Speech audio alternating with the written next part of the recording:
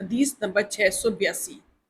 ابو ہریرہ رضی اللہ عنہ کہتے ہیں کہ رسول اللہ صلی اللہ علیہ وسلم نے فرمایا، جب ماہ رمضان کی پہلی رات آتی ہے تو شیطان اور سرکش جن جکڑ دیے جاتے ہیں، جہنم کے دروازے بند کر دیے جاتے ہیں، ان میں سے کوئی بھی دروازہ کھولا نہیں جاتا، اور جنت کے دروازے کھول دیے جاتے ہیں، ان میں سے کوئی بھی دروازہ بند نہیں کیا جاتا۔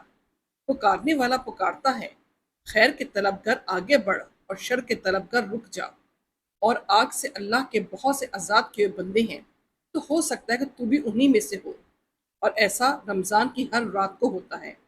امام ترمذی کہتے ہیں، اس باب میں عبد الرحمن بن عوف، ابن مسعود اور سلمان رضی اللہ عنہم سے بھی احادیث آئی ہیں۔ حدیث نمبر 684۔ ابو ہریرہ رضی اللہ عنہ کہتے ہیں کہ نبی اکرم صلی اللہ علیہ وسلم نے فرمایا، اس ماہ رمضان سے 1 یا 2 دن پہلے رمضان کے استقبال کی نیت سے روزے نہ رکھو، سوائے اس کے کہ اس دن ایسا روزہ آ پڑے جسے تم پہلے سے رکھتے آ رہے ہو، اور رمضان کا چاند دیکھ کر روزہ رکھو، اور شوال کا چاند دیکھ کر ہی روزہ رکھنا بند کرو۔ اگر آسمان ابر آلود ہو جائے تو مہینے کے 30 دن شمار کر لو، پھر روزہ رکھنا بند کرو۔ امام ترمذی کہتے ہیں، ابو ہریرہ رضی اللہ عنہ کی حدیث حسن صحیح ہے۔ اس باب میں بعض صحابہ کرام سے بھی احادیث آئی ہیں، اہل علم کے نزدیک اسی پر عمل ہے۔ حدیث نمبر 685۔ ابو ہریرہ رضی اللہ عنہ سے روایت ہے کہ رسول اللہ صلی اللہ علیہ وسلم نے فرمایا، رمضان سے 1 یا 2 دن پہلے رمضان کے استقبال میں روزے نہ رکھو، سوائے اس کے کہ آدمی اس دن روزہ رکھتا آ رہا ہو تو اسے رکھے۔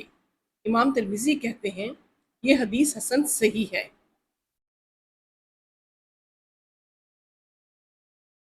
حدیث نمبر 686۔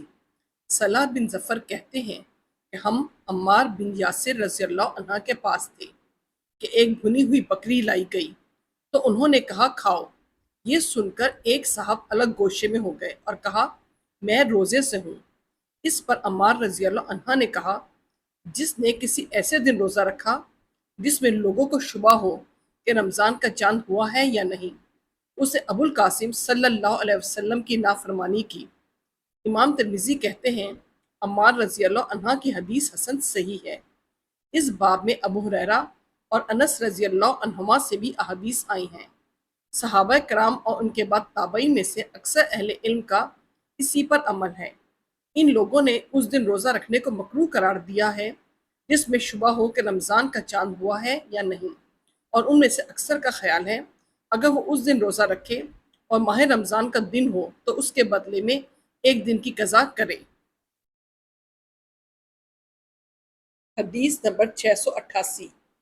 عبداللہ بن عباس رضی اللہ عنہما کہتے ہیں کہ رسول اللہ صلی اللہ علیہ وسلم نے فرمایا، رمضان سے پہلے روزہ نہ رکھو، چاند دیکھ کر روزہ رکھو اور دیکھ کر ہی بند کرو، اور اگر بادل آڑے آ جائیں تو مہینے کے 30 دن پورے کرو۔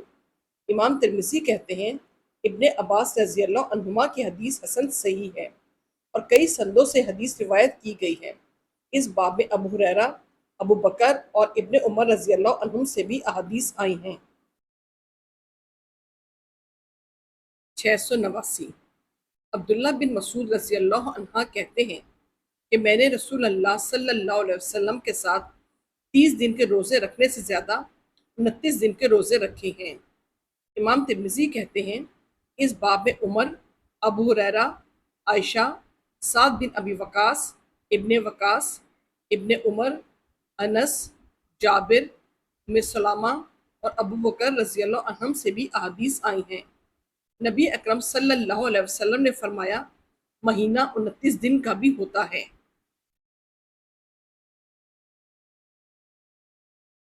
حدیث نمبر 690۔ انس رضی اللہ عنہ کہتے ہیں کہ رسول اللہ صلی اللہ علیہ وسلم نے اپنی بیویوں سے 1 ماہ کے لیے اعلا کیا، یعنی اپنی بیویوں سے نہ ملنے کی قسم کھائی۔ پھر آپ نے اپنے بالا خانے میں 29 دن قیام کیا۔ پھر آپ اپنی بیویوں کے پاس آئے تو لوگوں نے کہا، اللہ کے رسول، آپ نے تو 1 مہینے کا اعلان کیا تھا۔ آپ نے فرمایا مہینہ 29 دن کا بھی ہوتا ہے۔ امام ترمذی کہتے ہیں یہ حدیث حسن صحیح ہے۔